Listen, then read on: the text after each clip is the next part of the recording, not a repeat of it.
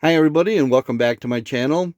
This video is gonna be one of my update videos and changes video. And one of the things that I'm going to start right off with is a change, and that is I'm going to change my current refrigerator, which is here in the back. That is a Setpower AC/DC powered refrigerator that I bought to use in my Jeep initially. And then when I got the van, I moved it in here. It is a 37 quart. It's been a bit big for my needs. Plus, it's also single zone, which means you can either make it all a freezer or you can make it all a refrigerator. And what I ended up getting, and I'm going to be unboxing, is this Setpower refrigerator that is a dual zone. It's slightly smaller than the other one. This one is 32 quart. It is both powered AC and DC. And the main thing is, being a dual zone, it has a separate compartment so that you can make one side a freezer and the other side a refrigerator. Or what's nice about it, you can make the entire thing a refrigerator, or you can make the entire thing a freezer. And you can also swap the sides back and forth from fridge to freezer, because it also has a separate control panel for each side. It is also able to be turned on and off and adjusted with a cell phone app, so that will be interesting to try. But I'm going to get it unboxed, and I'm going to do a little comparison between the two, and we'll see how that's going to work out. And I just want to point out that this is not a sponsored video by Setpower. I purchased both of these units myself. And yeah, you know me by now. I don't go with the mainstream, buy the brand names. I'll go with ones that I think, are going to suit me best and are going to work for me. And that's exactly what I did. I've been very happy with that Setpower right there in the back. And now I'm interested in trying something a little bit different, and the dual zone is what really piqued my interest. Surprise, surprise, it's raining once again. It's like we just can't catch a break. And the weatherman down in Albany has stated that we have not had one weekend yet without rain. And that includes a lot of the days during the week too. We did get a few days there, was real nice, and you saw that's where I finished up the window covers. That helped quite a bit. But it's just one of those things. We've been experiencing this for a few years.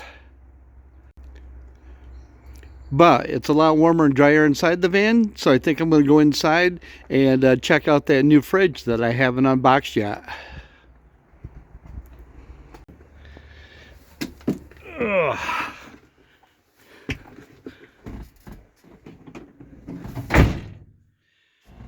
And get some lights on. Yeah, I got some snacks too.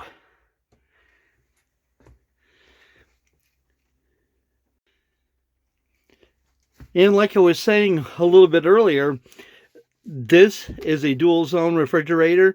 I noticed already that it's a little bit wider than my other one, not as tall, and maybe a little bit deeper. I'm not sure.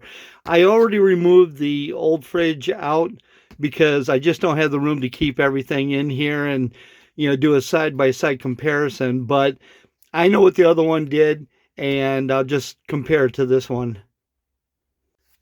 And I've already cut the tape, so we'll take a look and see. And I may have to set you guys down while I get this thing pulled out and checked out. They're like oversized coolers, really, but let me get this pulled out and I'll get right back with you. Well, fortunately, they're not real heavy because I set it on the empty box. And guess what? It's in my favorite color. Just like everything else that's in here. Everything is, going with that black trim theme. And here are the dual zone controls. And like I said, it's split up to where you can have a freezer on one side and a fridge on the other, vice versa. Make it all one or the other. And let's check this out. Oh, it's got that new car smell. You know, it does it. It's good. It's cool. 12-volt power adapter, which is good. And I'll keep that plugged in for sure. And the AC power adapter. And that's what I like about these. You know, you can plug them into the house or take it into a cabin if you're going for a weekend of camping somewhere. And it'll operate just like any other household fridge. But this is nice. I like this. I like the two compartments. And this is pretty deep, actually. I can put some goodies in there and be able to toss them in my air fryer or my microwave. You know, all the stuff I shouldn't be eating. And this is plenty here for what I'm going to need. I like this already. My other fridge ran great. And it was just a little too large for me. You know, I really didn't need to have something that large. I mean, it was large enough to where it had handles that you could add on and wheels that you could add on, you know, so you could pick up one end and kind of pull it with you places. Well, I'm just looking for it to sit right here on the floor.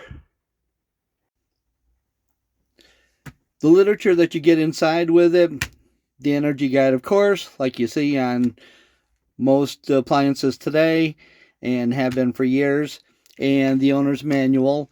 And the nice thing about the refrigerator itself is it does have a low power feature, so that when the battery does get down too low, it will not drain your battery down to where you can't start the vehicle.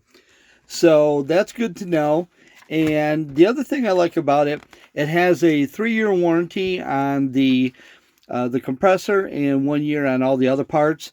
And the last thing is I already downloaded the app. It does have the Android and iOS system apps that you can download. And once you've got the app on your phone, you can make so many changes and adjustments right from the phone itself. Pretty handy, I think. So all in all, I love it. It's really rugged. Nothing cheap on this at all. And I love the textured top on here as well. Gonna get this plugged in. And my other one would read on the display during the summer. It would be 80 degrees out. And that's what it would show on the display for temperature. 15 minutes later, it was down in the 30s. For the inside temperature. These things cool down extremely fast. So in comparison with my old refrigerator from Setpower, there are just the usual differences in the fact that this is a dual zone. You can see I have the two compartments. I do have dual controls over here. And other than that, about the only difference is the lid itself. On the other one, I could take the lid off and I can hinge it on the other side so it can open from either direction, whereas this is going to stay exactly where it is in a fixed position. And that's very minor. The build quality is right there, and you can't believe Setpower customer service. This was already on sale when I bought it. Then I received an email from their marketing department about a Memorial Day sale, which put this on even bigger discount. I contacted them, and even though my order was already placed and they were getting ready to ship it, in which, by the way, shipping is extremely fast, they gave me the additional discount on top of the price that I already purchased, which was a discounted price to begin with. You just can't beat that type of quality and customer service. It's kind of rare to find. So that's why I went with Setpower again. I enjoyed my first refrigerator which I still have, and I'm going to put it up for sale. That'll offset the cost of this one. But the build quality between both and the customer service just can't be matched, or I haven't experienced it anyway, with any other company. I know it's hard to believe, but I changed my mind once again. I decided not to go with the Camco drain assembly that I talked about previously. I went with this simple unit, which does exactly what I wanted to do for half the price.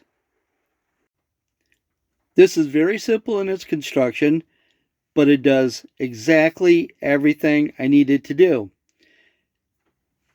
The threads will screw directly onto the drain basket of my sink. It has a rubber gasket that will create a watertight seal between this and the drain basket. But just to be on the safe side, I'm going to go ahead and put a couple wraps of Teflon tape around the drain basket threads and then screw this on. So you're looking at less than a minute for the assembly of this. What drew me to this, not only the fact that this would screw directly onto the drain basket, but the fact it had a 90-degree fitting, and the fact that this 90-degree fitting swivels, and the fact that I can screw a standard garden hose onto these threads. That means I can keep the cost down by maybe taking an old garden hose, cutting it to length, but I can angle this, move it wherever I need to, according to where my gray water tank is located. And for half the price of the Camco unit, this does exactly what I needed to do. One thing I do want to point out is my wastewater is going to drain into a small jug, which will be emptied on a frequent basis. So I don't have to worry about the smells coming back up through or coming into my van. But if you've got a larger, maybe a 5 or 6 gallon jerry can or something that you're draining into, you may want to consider going with that P-trap that I was talking about in the previous video, because the P-trap will hold a little bit of water to where it will block any smells coming back up from that jug. With me, like I said, I don't care. It's going into a small jug, and that will be emptied out frequently. I won't have to deal with much, if any, smell. Got the fitting all installed. Put a couple wraps of Teflon tape. Screwed the fitting on, snugged it up. I angled the 90-degree fitting to where I needed it to go. And I can attach a hose, which will feed into one of these smaller cran grape juice bottles. And I'll be able to keep that emptied out on a frequent basis so I don't have any odor issues. Finally, my drain is all completed. The piece that I just recently got in is all installed. The 90-degree fitting swiveled with no problems. And I had this fitting, which screwed directly onto the threads on the bottom of the 90. It has a hose barb fitting here, and I was able to get a 3/4 inch piece of this hose, which I had cut to length, and I fit this right down through into what's going to be my gray water bottle. One of the changes that you're going to see immediately that I've made was back here in the garage area of my van, and I ended up removing the raised platform that I built to store my telescoping ladder and my folding table.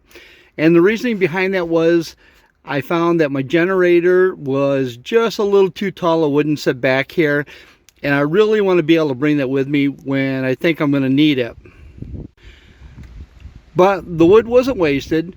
As you can see, I ended up building out supports here to hold my batteries in place, and storage over here on the side. And with the top panel, I put in sliding door tracks, just like I did on my sink cabinet. So now that's closed off from underneath my bed, and this will be all enclosed right here. But I'll still have access from either side, mainly from up in front of my bed. I can just slide a door open like I do on my sink cabinet right now, and I'll have access to this area or anything in it. And looking from inside the van itself, from the front seats to the back, It closed the area off pretty nicely back there on the garage area, and it matches up nice here with the sink cabinet. And I like the fact that I can slide a door open and I don't have to worry about hinging a door and then having it open up into, you know, what I call the living space, and then have to worry about moving stuff back and forth in order to get the doors open or closed. You know, nothing's ever written in stone. As you spend more time in your van, you start seeing things that you make you wonder, you know, maybe I should have done this way, or, you know, I don't like it that way. I want to change it. And I like the fact that I decided on the sliding doors. It makes it so much more convenient to get in and out of these areas without having to have a hinge on the door and coming out into the living space. And likewise, over here, I've already started taking apart my counter, and I've got plans for that as well. Everything is kind of coming together, and I'm making the changes as I go because, I don't know, because I can, I guess. I just got this mirror in today from Amazon. This is one of those things that you kind of don't think about until you actually need it. To mount it, it's got a self-adhesive pad. You just remove the release paper, stick it on wherever you're going to stick it. In my case, right on the smooth metal of my side door. It's a perfect place because it's right near my sink. And it has a ball swivel on the back side. And this thing will turn left and right. It'll go horizontally, it'll go vertically, and it's not made out of that cheap plastic. It's a nice heavy-duty plastic with a nice heavy-duty frame, and it's supposed to be a no-fog mirror surface. I haven't tried that out yet, but when I'm at the sink, it gives you a great view if you need to shave. And while I'm getting some projects completed, I'm adding a few more onto my list of things to do. One of which is the second solar panel that I just got in, and that is from Renogy as well as my first one. But in order to accommodate that second panel, I had to move this roof rack back, and that just kind of led from one thing into another. My wires to my lights were just taped down up there in the gutter, and I didn't like it that way. It didn't give them any protection from the sun. So I bought a roll of split wire loom, and I rewired everything, and then I ran all the wires through the split wire loom to the back. And while I was up there, I went ahead and I hooked up my Y connectors to accommodate the current wires and the new wires that are going to be going to the second solar panel. So lots of progress lately between getting the sink and the drain assembly all hooked up, and I have running water and a working drain, to finally getting my window covers completed. And now I've rewired the lights like I originally intended to do, but didn't because of weather. So those are done the way I like them, and they're protected. They'll last that way for a long time.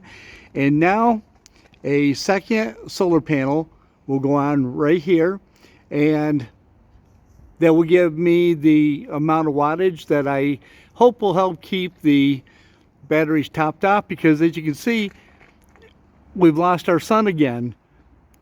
We had rain for weeks and weeks, and then we had a little bit of sun. It got really nice out. That's what helped me get the some of the other things done, and now we're right back into the rainy season again.